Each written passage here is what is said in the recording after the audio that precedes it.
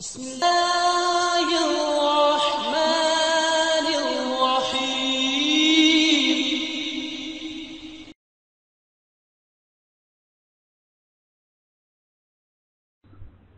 السلام ورحمة الله وبركاته. إن الحمد لله نحمده ونستعينه ونستغفره ونعوذ بالله من شرور أنفسنا ومن سيئات أعمالنا. من يهده الله فلا مضل له ومن يضلل فلا هادي له. وأشهد أن لا إله إلا الله وحده لا شريك له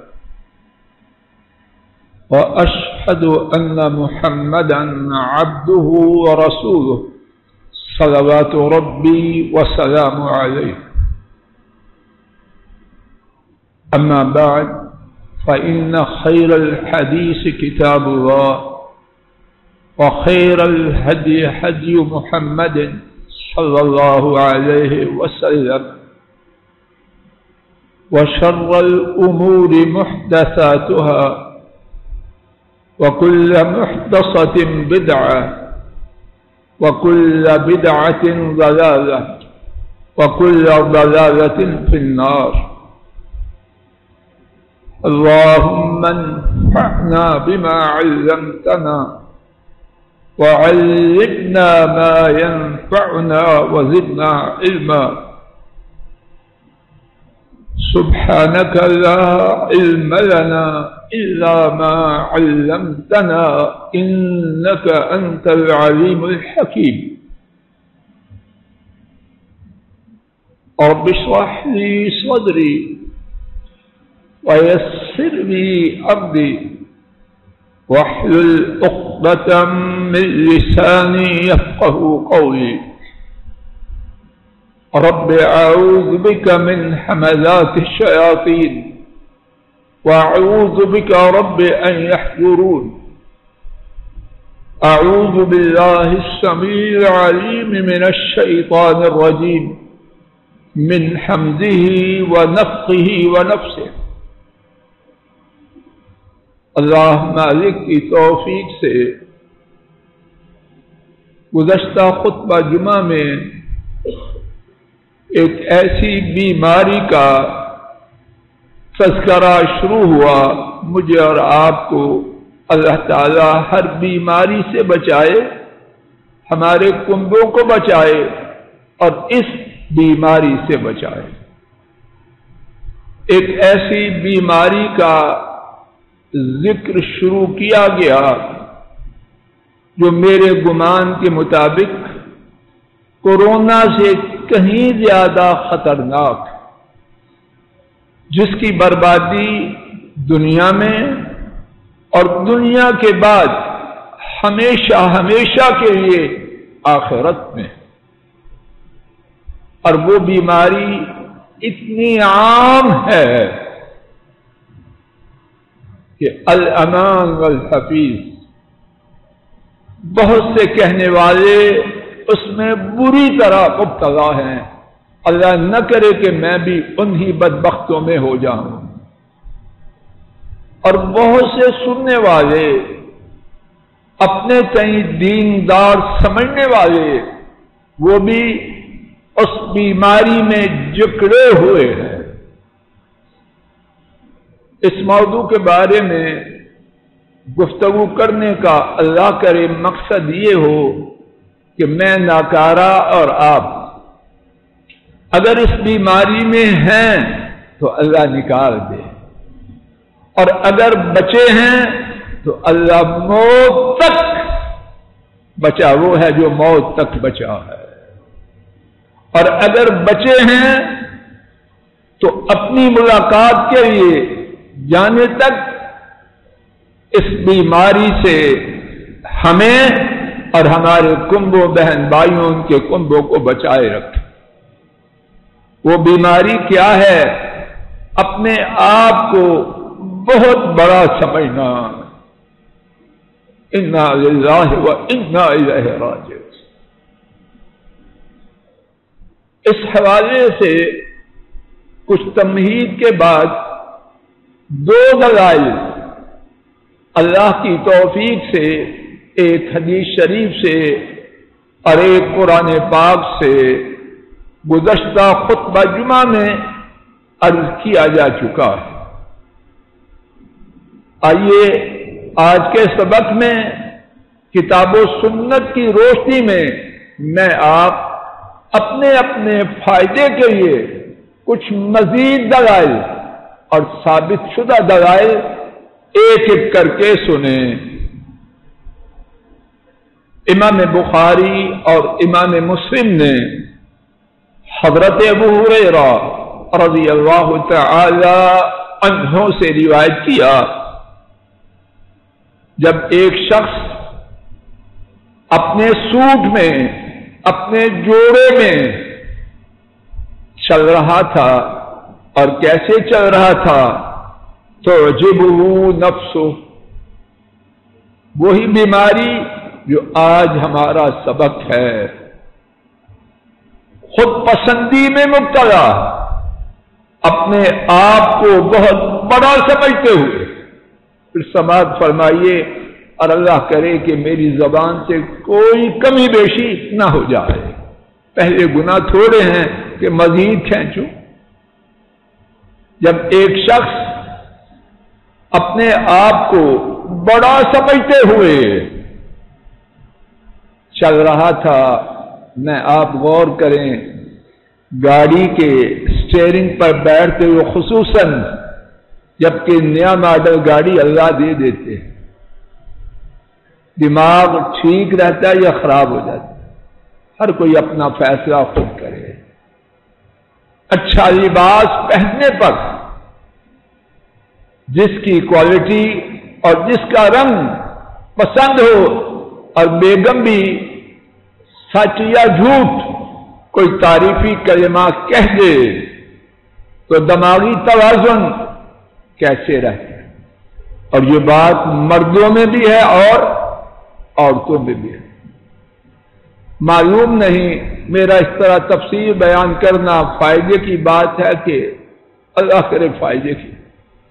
کیا ہم دیکھتے نہیں کہ راستے میں چلتے ہوئے بار بار یہ ہوتا ہے کہ کپڑے دیے اللہ نے، شکر کر، مرد بھی اور خواتین بھی،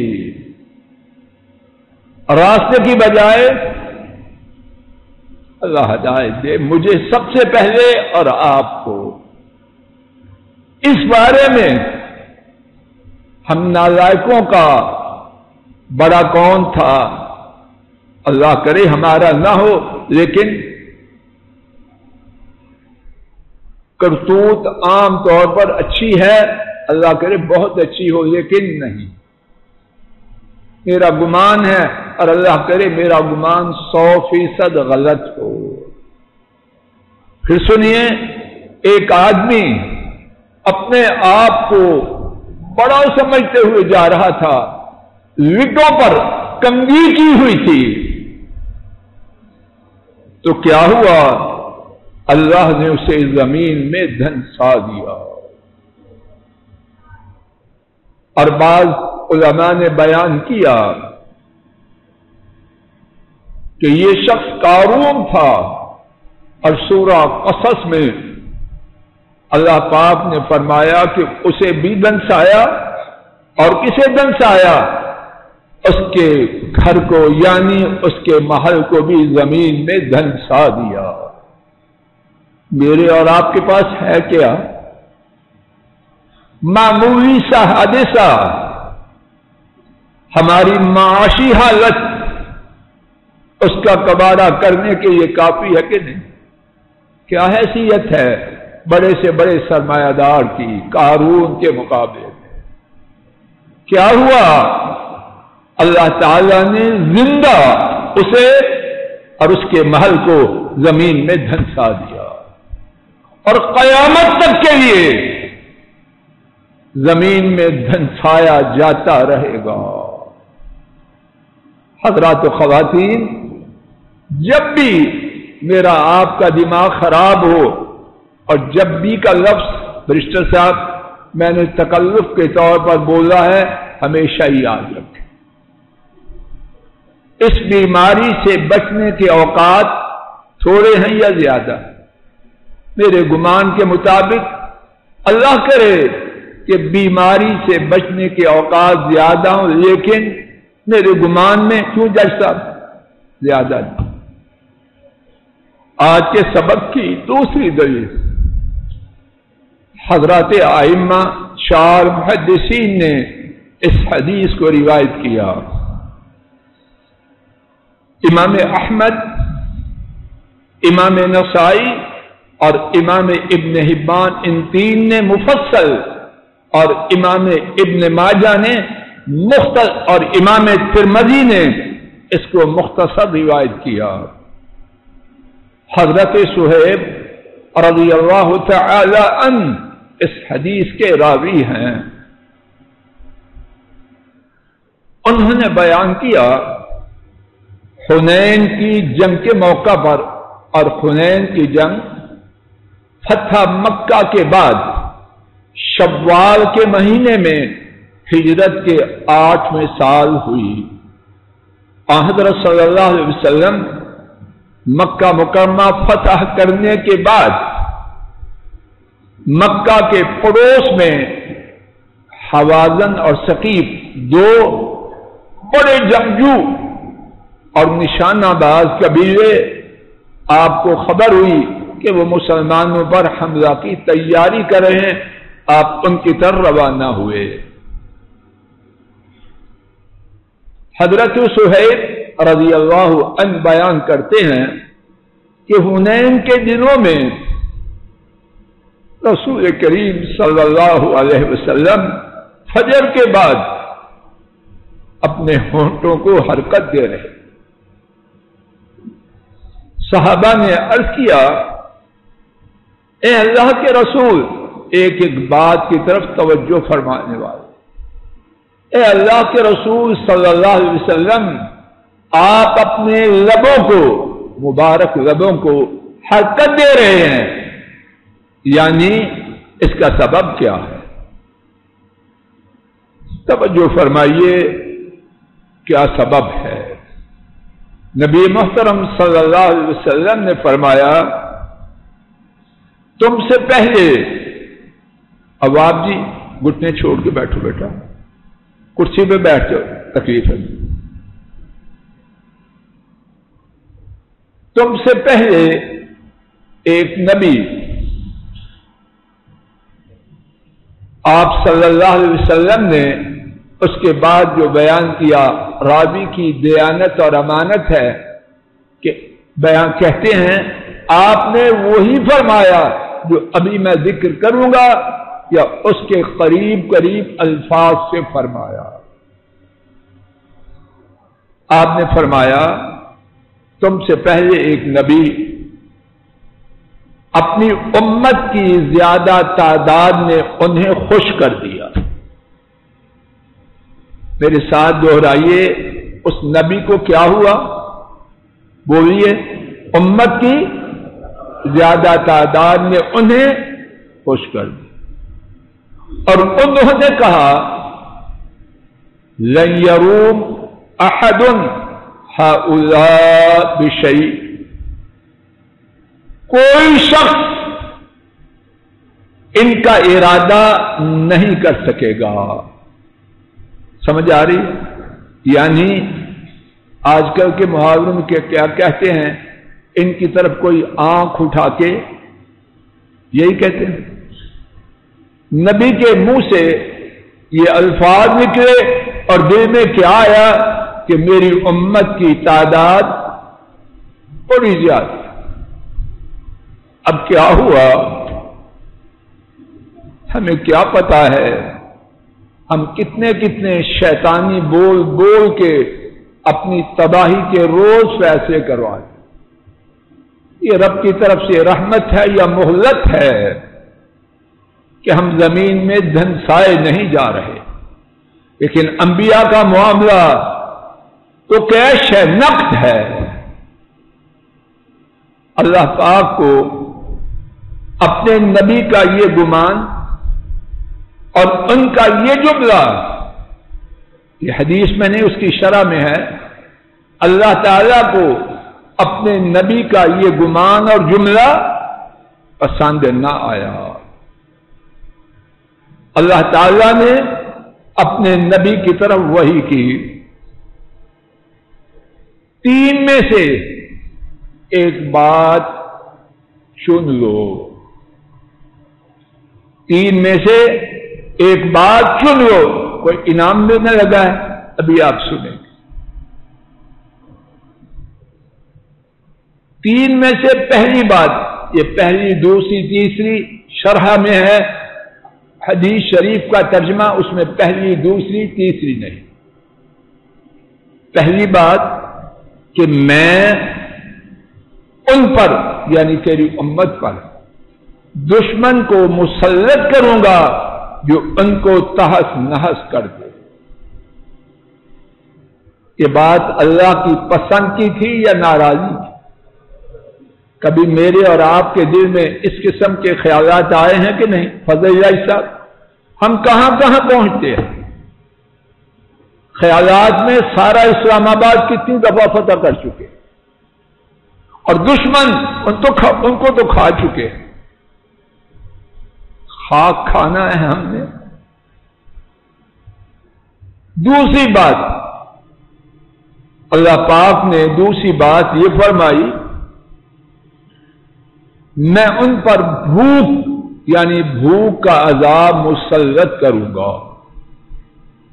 اور تیسری بات کہ میں ان پر موت کو بھیجوں گا۔ کتنے آپشن تھے بولو؟ نمبر 1 یاد ہو جائے خرم صاحب، بولو۔ نمبر 1 دشمن کو مسلط کرنا، نام و نشان مٹا دے۔ نمبر 2 بھوک کا عذاب آئے۔ ہماری معاشی حالت اچھی ہے یا بری ہے؟ ہم نے کوئی کرتوت تو نہیں کی؟ کبھی حکمرانوں کا نام، کبھی حزب اختلاف کا نام، اور ہم بیچ میں سے انبیاء کی جماعت جا رہے ہیں۔ میری اور آپ کی کرتوتیں ہیں، باقی کی بھی ہیں۔ پہلا عذاب دشمن مسلط ہو، نام و نشان مٹائے۔ دوسرا عذاب بھوک کا، اور تیسرا موت کا۔ امت کے لوگوں نے کہا، شرح میں یہ ہے کہ نبی نے اپنی امت کے لوگوں سے اس بات کا تذکرہ کیا ہوگا۔ لوگوں نے کہا بھوک اور دشمن، اس کا برداشت کرنا ہماری ہمت سے باہر ہے۔ پہلے کیا کہا تھا نبی نے کہ کوئی ان کا ارادہ، امت کے غبارے میں ہوا کتنی دیر رہ گئی؟ برسٹر صاحب کتنی دیر رہی؟ دشمن کے مسلط کی خبر سنتے ہی ساری ہوا امت کی۔ اب کوئی نبی ہو ہم میں، اور انشاءاللہ نہیں ہے، خاتم النبیین، وگرنہ ساتھ ساتھ ہماری رپورٹیں بھی آتی رہی۔ سارا کچھ نکل گیا۔ وہ کہنے لگے بھوک اور دشمن کا مسلط کیا جانا ہم میں اس کی تاب نہیں، ہماری برداشت سے باہر۔ اب 1 of the 3 میں سے ایک، وہ کمپلسری ہے، آپشنل تو نہیں۔ یہ تو نہیں کہ نخرہ کر کے کہ مجھے نہیں منظور۔ اب کہا چلو موت، تو کیا ہوا؟ اللہ پاک نے چھوڑ دیا۔ حدیث شریف کے الفاظ مبارکہ سنیے، فَأَرْسَلَ عَلَيْهِمُ الْمَوْتِ، اللہ نے اس نبی کی امت پر موت بھیجی۔ فمات منهم في ليلة 70,000، ایک رات میں 70,000 آدمی قبرستان والے. ہم کرونا چیختے ہیں، اللہ اس سے نجات دے، اللہ اس سے نجات دے، لیکن اصل حقیقت یہ ہے کوئی کہنے والا سننے والا خال ہی ہوگا جو کرونا کے عذاب سے بچنے کے قابل ہے. اللہ کرے سارے بچ جائیں، سارے بچ جائیں، کوئی اس بیماری میں مبتلا نہ ہو، لیکن بچنے کی کرتوتیں ہیں. نبی کا ایک جملہ اور دل میں صرف یہ خیال کہ بڑی تعداد ہے، 70,000 آدمی کی ایک رات میں ہلاکت کا، بولو کیا ہوا؟ سبب بن. نبی کریم صلی اللہ علیہ وسلم نے فرمایا، اب ان کی بات سنیے، اپنے ان کے بارے میں جن ایسا اللہ نے پاک باز پاکیزہ دل والا تو بنایا، ان کی عاجزی اور اپنے آپ کو کچھ نہ سمجھنا کتنا ہے. آپ نے فرمایا، وہ بیان کیا جو آپ کہہ رہے تھے، اللہم بک احاول وبک اصاول وبک اقاتل. اے میرے اللہ، میں آپ ہی کے ساتھ کوشش کرتا ہوں، جو قد و کاوش، جو جد و جہد، جو محنت میں کر رہا ہوں، اپنے بازوؤں کی قوت کے بھروسے پر نہیں. صدیق و فاروق، عثمان و علی رضی اللہ تعالی عنہم اجمعین اور دیگر بے مثال پروانہ وار فدا ہونے والے جانساروں کی وجہ سے نہیں. کس کی وجہ سے؟ اللہم بک احاول، اے اللہ آپ ہی کے ساتھ کوشش کر رہا. وبک اصابل، میرا اصابل کا لفظی معنی اچھلنا کودنا، تو میرا جو کچھ میری نشاط ہے، ایکٹیویٹی ہے، وہ آپ کی رحمت سے. نہ میں کچھ ہوں نہ میرے ساتھی کچھ. وَبِكَ أُقَاتِلُ، اور میں آپ ہی کے ساتھ جنگ کر رہا. ابھی مکہ فتح کر کے آیا، اور اللہ نے کیسے فتح دی ہے؟ کسی کو سر اٹھانے کی جرت نہیں. بڑے بڑے سردار گردنیں جھکائے، معافی کے طلبگار کھڑے ہیں. اتنی بڑی فتح کے بعد الفاظ مبارکہ کیا ہیں؟ اللہم بک احاول وبک اصاول وبک اقاتل. یا اللہ، فضل الہی کو اور سب کو انہی کے نقش قدم پہ لے آئے. آج کے سبق کی تیسری دلیل، اسی جنگ حنین میں کچھ مسلمانوں نے بھی وہی گمان کیا جو اللہ کے اس نبی نے کیا تھا.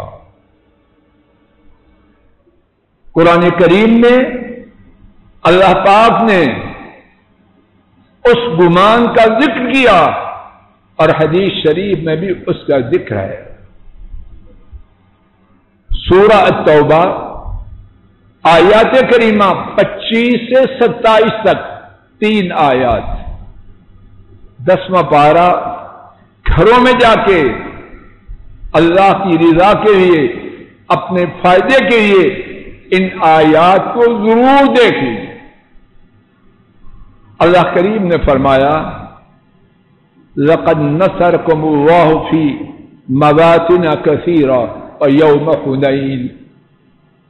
یقیناً، اور جب اللہ 2 دفعہ یقیناً فرمائے تو بعض مفسرین نے بیان فرمایا کہ اس کا معنی یہ ہے رب ذو جلال قسم کھا رہے، یعنی تفسیر میں رب العالمین قسم کھا کے بیان کرتا ہوں، اللہ تعالی نے تمہاری بہت زیادہ جگہوں میں مدد کی، وَيَوْمَ حُنَيْنٍ، اور حنین کے موقع پر مدد کی۔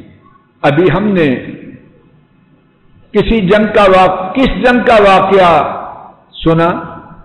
بولو، حنین کی بات ہو رہی تھی، فرمایا اللہ نے حنین کے موقع پر بھی تمہاری مدد فرمائی۔ کیا ہوا؟ اذ اعجبتکم کثرتکم، یا اللہ مجھے ٹھیک بات کہنے، خان صاحب سمجھ آ رہی ہے؟ مجھے ٹھیک بات کہنے اور میرے اور آپ پہ ٹھیک بات کہنے کی توفیق دے، اور وہ بات میرے اور سننے والے حضرات و خواتین کے سینوں میں اتار۔ اذ اعجبتکم کثرتکم، جب تمہیں تمہاری تعداد کے زیادہ ہونے نے خوش کر دیا۔